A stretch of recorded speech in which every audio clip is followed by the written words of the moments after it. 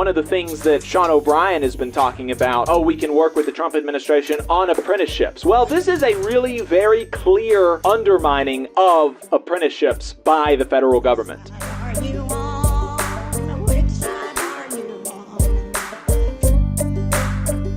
I wanted to talk about this executive order from last week that Trump put out. Trump is cutting wages for workers at federal contractors. And it's just so frustrating to see this kind of stuff because the executive orders that he issued last week rescind some really common sense Biden era executive orders. And those were two in particular, one being Biden raised the minimum wage for federal contractors to $15 an hour and tied it to inflation. So now the minimum wage is $17.75 an hour for federal contractors.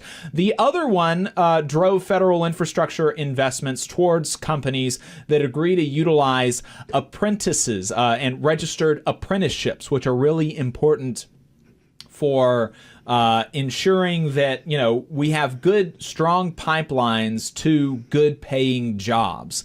And it's so frustrating seeing this because that is such a common sense thing that if our federal government, the government of the wealthiest nation in the history of the world, is going to be contracting out some of its functions, we need to make sure that we are not contracting out those functions to low road employers. We should have some level of standards for employers that contract with the federal government, and having a minimum wage of $17.75 really seems like a no-brainer sort of thing. And, this is just another really, really clear-cut way that Donald Trump is making the lives of working people worse and making the lives of rich people better. Because who is that money going to go to when these federal contractors cut wages from $17 an hour to maybe it goes back down to $15 an hour, or maybe it goes down to $12 or $10 an hour? Who is that money going to go to? Because they're not going to cut the contract prices. It's going to go to the CEOs and the executives of these federal contractors, many of whom probably donated to Donald Trump's campaign. And so this is just so gross, and there's almost not much else to say about it because, what else? I don't think this is another one of the many things that the Trump administration is doing that I do not believe most Americans support. I don't think that most Americans want our tax dollars to be going towards the exploitation of workers, to be going towards lining the pockets of wealthy executives. And, it is just so gross.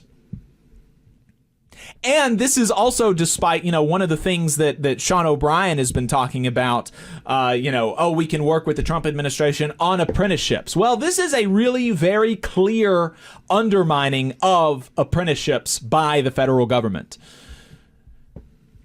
So, not working out super great for Sean O'Brien in his attempts to squeeze some wins from the Trump administration.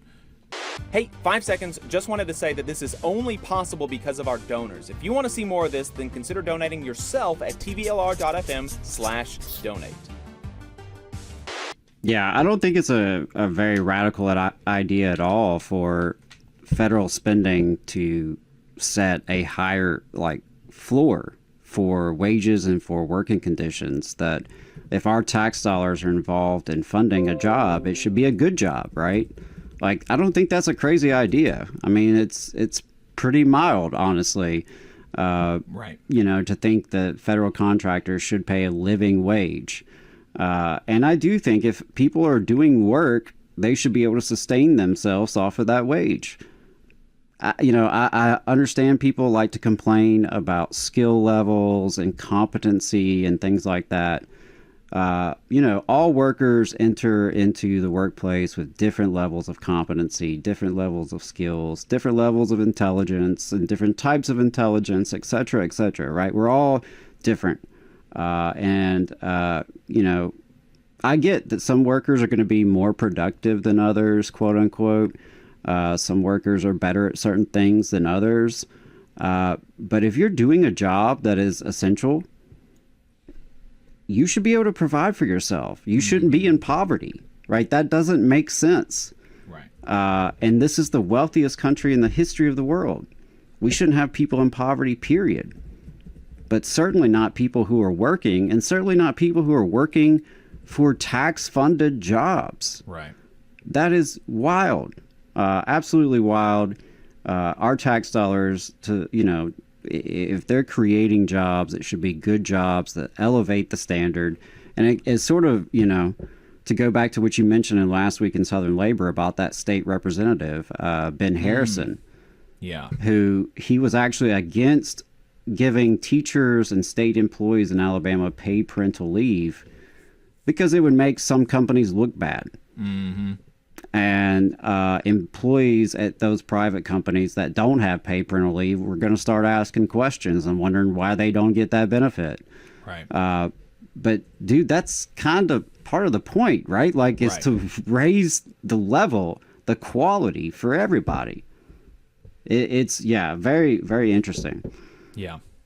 But, you know, again, there's a lot of folks who are in the working class who, for various reasons, are fans of Trump and everything that's going on. And, you know, you look at the facts week after week after week. I mean, something that just happened, we didn't have time to include last week in Southern Labor is, you know, received word that Trump is nominating a union buster to be the NLRB's general counsel.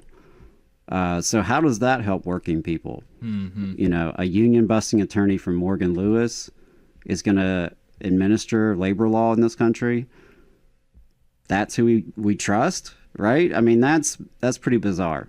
That's pretty bizarre. You know, whatever, you know, political opinions you have, that's hard to justify as being pro-worker. Maybe you think it's worth it. Maybe you think it's a good idea, right? And that's an argument on its own merits. But I don't see how you can say things like this where you're cutting people's wages, you're laying off workers, you're refusing to enforce laws that protect safety and children, and I mean, on and on and on. I don't see how you can say that's pro-worker. Mm-hmm. Yeah. It's something, but it ain't pro-worker. Blake is potentially a new participant in our chat, asking or telling us you should disclose who funds this show so there is total transparency. And Blake, that's what our ad breaks are. And so you can just go and listen to our ad breaks, and then you will see who funds the show. If you're a new participant in the chat, then that's fine. You may not have heard our ad breaks, but it's unions and union side law firms and listeners. So there you go.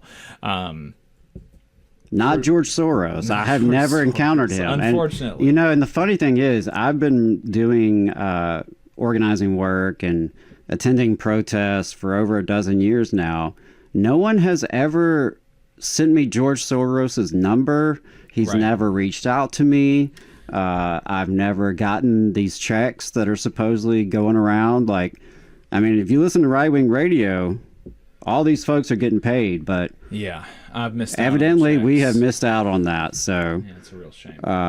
George Soros, the number is 844-899-TVLR if you'd like to call in and let us know. Leave us a written note about how to get your money, tvlr.fm/contact. What is your ultimate end game? What is your grand conspiracy you're working on? Please, we'd love to hear it. Let us know in the Valley Labor Report. That's right.